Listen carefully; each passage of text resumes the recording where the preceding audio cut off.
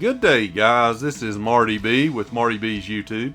Today we're doing a project for a gentleman who needed a pipe fixed.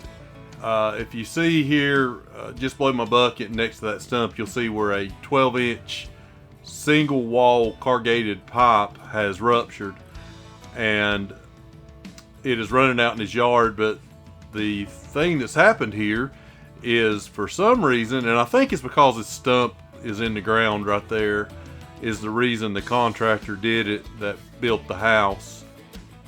They put a 12-inch pipe, single wall pipe, in a catch basin that is being fed by a 24-inch pipe coming from the city street.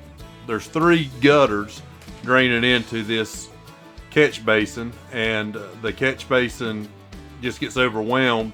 And I think the pressure from the water inside the pipe from heavy rain has caused it to rupture. And plus, probably where it's uncovered, the sun has caused that to deteriorate. And that's what caused this trouble.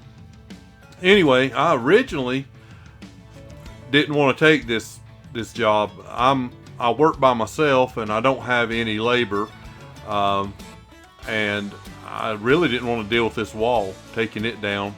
I knew I'd have to take it down, so the homeowner said that he would do it, and so he did. He's moving the blocks away here as I'm assisting him tearing the wall down, and he builds the wall back as well, and it turns out really well. This turns out to be a real good job. I'll be quiet for a little bit and let you guys watch and listen to what music I got selected here while I dig out the old 12-inch pipe and remove this stump, and you guys just sit back and watch.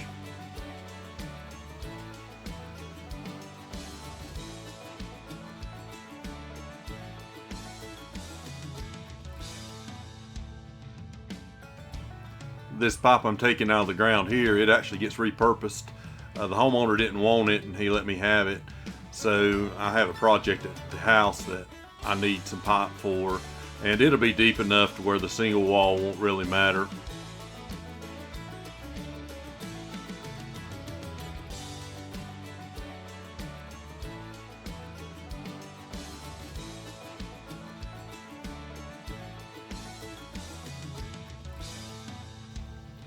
This stump was aggravating to get out.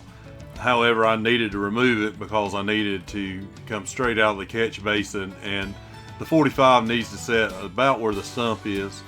We're having to run the pipe between the building and the fence. He's actually opened the fence up, and that's where the pipe's got to go for the outflow. So anyway, I dig this stump up. It takes a pretty good while to get it up, and it's a pretty good sized stump. So I'm sure this is the reason they didn't do a bigger pipe originally, was this was probably a huge tree whenever this work was done.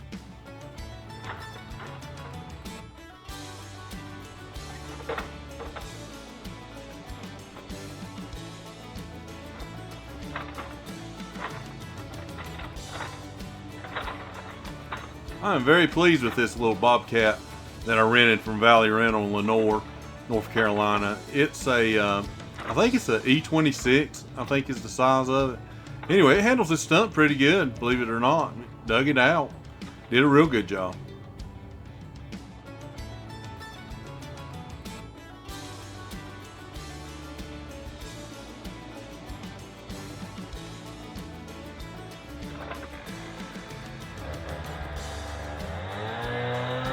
Now I need to cut a hole in this catch basin, which is made of brick and cinder block.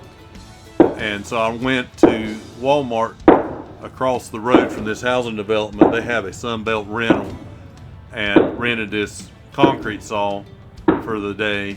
And the saw did really well, and I got this cut out, and so we can put the pipe in there. And then I went and concreted around the pipe, and then the homeowner, to save a little money, and he went ahead and concreted the inside of it.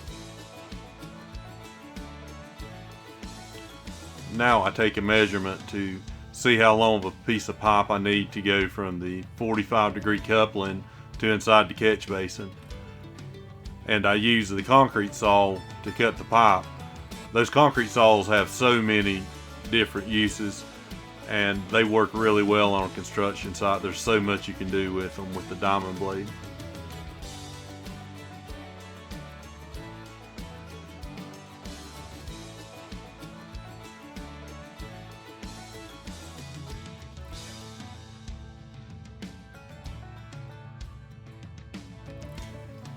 Now I install the pipe inside the catch basin and make sure that it's got fall coming out of the catch basin going toward the 45-degree coupling. Now let's talk about the price of this pipe. This is 24-inch pipe. I'm thinking it was close to $600 for a 20-foot section of this stuff. The coupling alone was $400 and some change with tax. And that included the couplings. I think the couplings were $50 a piece for it. So this stuff is expensive, and you don't want to order more than what you need, that's for sure.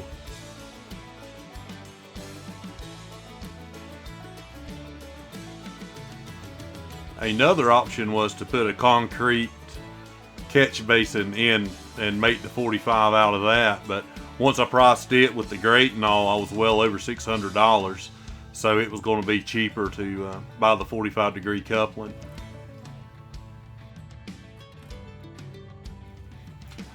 I went ahead and backfilled this so I can get the rest of the pipe laid in and get it coupled together. I do haul some dirt in here, which you'll see later in the video, to build up so that I'll have good cover over that 45-degree coupling, so that we don't have no risk of blowout or if too much water comes down the hill. And I believe it's going to work out really good. I put 3 loads of dirt on top of it, and then the homeowner's got such a beautiful yard, he wanted to put topsoil on top of that, so hauled some topsoil in. I didn't get video footage of the topsoil putting it in, and I didn't get video footage of working in the woods where I put surge or riprap stone at the end of the pipe outlet so that it wouldn't erode the ditch.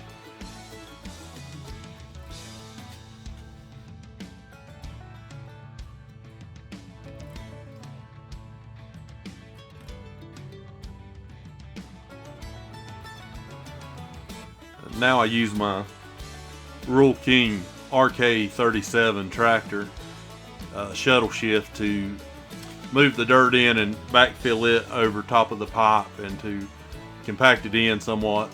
And I'm really liking this RK37. It does a real good job. I'm still getting used to using the box blade. I've never really used a box blade before in my life. I've always run heavy equipment such as backhoes, loaders, mini excavators, stuff like that, and I'm not real good on a box blade, so I'm learning that. But you don't see any box blade work in this video though.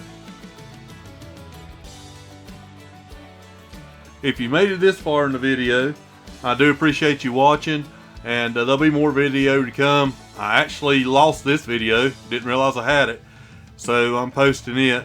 It's about a month or so old. Anyway, consider subscribing, and if you would, like the video. Thank you. This is Marty B, signing off.